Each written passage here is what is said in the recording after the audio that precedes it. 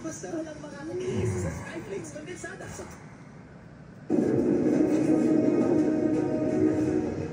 Pinalayas ko po siya sa aming tahanan. Buhat ko nang malaman ko po na meron pala siyang kalaguyo na nagtagal na pala sila na mahigit isang taon. Kinumpronta ko siya at agad niyang inamit sa akin na yun po talaga ay kanyang kalaguyo. Puro hirap lang daw ang makuha niya sa akin. Tatlo pong naging anak namin. Proud na proud pa siyang i-post yan sa social media. Pinagmamalaki niya sa akin. Ito po bang lalaki, sir, ay may asawa din? Kasal din po siya. Aware po ba kayo, sir, na sila po ay kasal? Yes, ma'am. Aware po. Wala na po kami may mamali yan, ma'am. Simula po nung nag-skandalo po yan si Alan. Ultimo kamag-anak niya sa Tasma, pwedeng magpatunay na hanggang ngayon may relasyon sila. Sinungaling yan. Hindi lang anak niya sa akin. Ano mo pinaglalaban? Pinaglalaban ko rin pumunta yung dalawa. Walang tinapon ko. At alam, kunahin, once a cheater, always a cheater. The fact na wala akong dissolution of marriage, wala akong annulment na nangyari, wala akong pag-nullify ng marriage na nangyari, maaari pa rin kung makasuhan ni Sir Alan si Ma'am Lian ng adultery kung meron po siyang pruweba. Haharapin po namin kayo sa tanggapan po ng MSWD para malaman po natin kung ano po ang plano po ninyo para sa mga bata.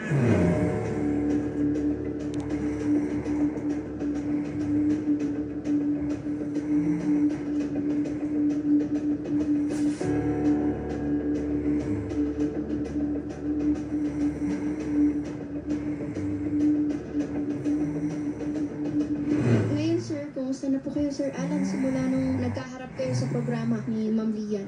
Medyo ako sa ngayon, sa totoo po, malungkot pa rin dahil apektado pa rin po sa mga pangyayari. Lalo kami na lang dito ng mga bata nagsasama, kinakaya po namin mga araw-araw na dapat gawin. Yung function po pa nung ina, wala talaga. Para bang sinakop ko na po po, naging father and naging mother at the same time. So far, sir, parang single dad, gano'n na. Yun na po yung naging setup yun, single dad na po talaga ako. Pero yung between you and Ma'am Lian, sir, kumusta na ang pakiramdam nyo kay Ma'am Lian? Mayos-ayos naman po ba? Nasa healing process na po ba kayo? Mabigat pa rin po kasi siyempre hindi yung ganun. Kailan lang po nag-start yan? August ko lang nalaman. So ilang buwan pa lang po lumipas. Ganun pa rin po yung pakiramdam ko. Gusto ko pa rin talaga siya magkaroon ng sanction kung ano yung nararapat sa batas na dapat nilang tanggapin dalawa. Dahil sa panloloko sa akin, hindi lang po sa akin, maging sa mga anak ko po na naapektuhan ng gusto. Mula nun, sir, hindi na kayo ulit nagkausap ni Ma'am? Opo, tama po yun.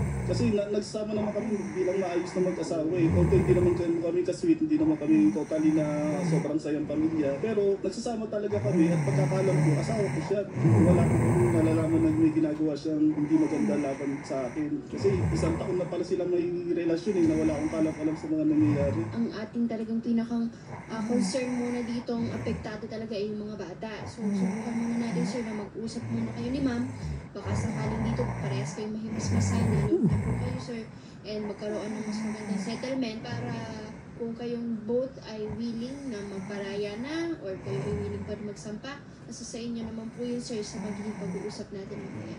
Okay po? Okay po sa akin. Ngayon, sir, may mensahe po kayo kay Seaman. Ayun nga, kung talagang totoong magkahiwalay na kayo, mas maganda yun. Hindi naman para sa atin yung magbe-benefit, hindi para sa mga anak natin. Mas maganda mag-focus na lang tayo sa mga anak natin, ibigay natin yung mga pangangailangan ng mga anak natin. Huwag yung ganitong sitwasyon, nagiging masyadong komplikado. Ikaw, nasa sayo naman yun kung ano gusto mo sa buhay mo. Basta ako, ito, gagawin ko na rapat para sa mga anak ko dahil nagkaganito kami, dahil na rin sa'yo. So, sana, gawin mo na yung mga tama sa magmula sa mga araw na ito.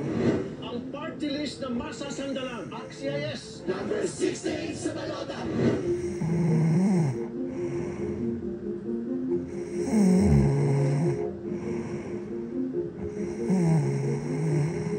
ba talaga yung arrangement niyo, Ma'am, before? Kasi baka may misunderstanding kay sir na iba yung intindi po. Actually po, siya kasi, noon pa man, alam ko na yung mga pinagagawa niya.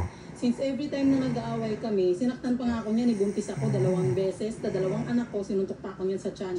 Pero lahat yun, hinayaan ko lang. Ang ginagawa niya kasi is, kahit man lang, hindi ko naman hinihiling na, o yun, sweldo mo, bigay mo lahat sa akin. Although karapatan ko yun, hindi ko hinihiling yun. Ang sa akin lang, bilang respeto, as babae, as asawa, sasabihin mo sa asawa mo na, uy, ito yung payslip ko, ito yung kinikita ko itong buwan na to, ito yung 13-month pay ko, ito yung kinikita ko. Kahit wag mo ibigay sa akin, as respeto, sa akin, bilang asawa, gagawin mo yun, kaya lang wala ka nun. So, ibig sabihin, ang sa akin, ang pagkaintindi ko, dahil hindi mo ako narespeto, hindi mo ako tinuring na asawa, bakit din kita ituring na asawa? So, yun, since pag nag-aaway kami, hindi naman siya nag-sorry sa akin, wala naman siyang pakialam, Yun din ang ginawa ko. Hindi na ako, never. Sa loob ng pagsasama namin, never yan nag-sorry. Pero ako, every time na ganun, ako yung nag-sorry para maayos ang pamilya. Kaya lang nakakapagod. Ang babae napapagod yan. Isang beses, dalawang beses, 10 beses. Pag inulit mo yan, pag natapos yan, hindi na kaya ng babaeng tiisin yan, aalis ang babae.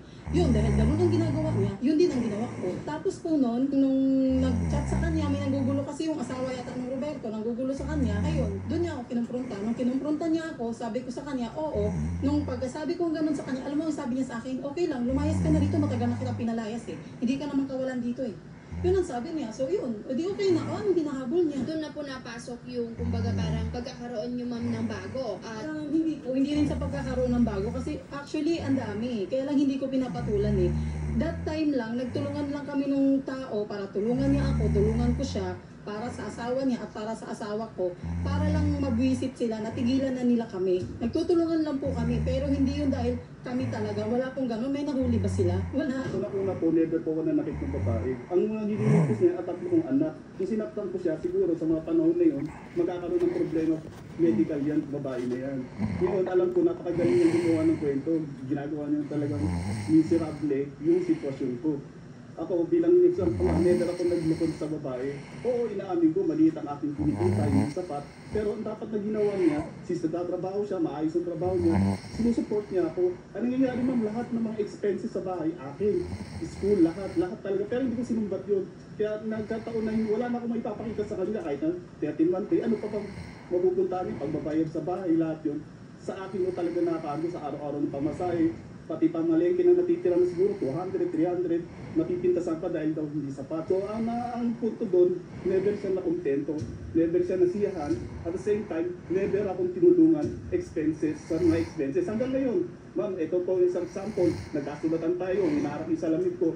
Anong petsa na, lumipas ng ilang buwan hanggang ngayon, basag pa rin yung salamin ko. Yun ang patunay na hanggang ngayon, hindi talaga siya sumusunod sa mga pagkasunduan natin. Plano niya, sinabi niya sa mga anak ko na ibibenta niya yung bahay kasi lilipat sila ng Pasay, which is hindi po ako papayag. Ipapagawa ko, tapos ibibenta niya. I-repaint ko ang bahay ko, yung Sabado at Linggo, doon kami uuwi ng mga anak ko. Lunes hanggang Biyernes, doon kami sa bahay namin sa Pasay para makatipid ako. Kasi wala naman siya support sa akin eh.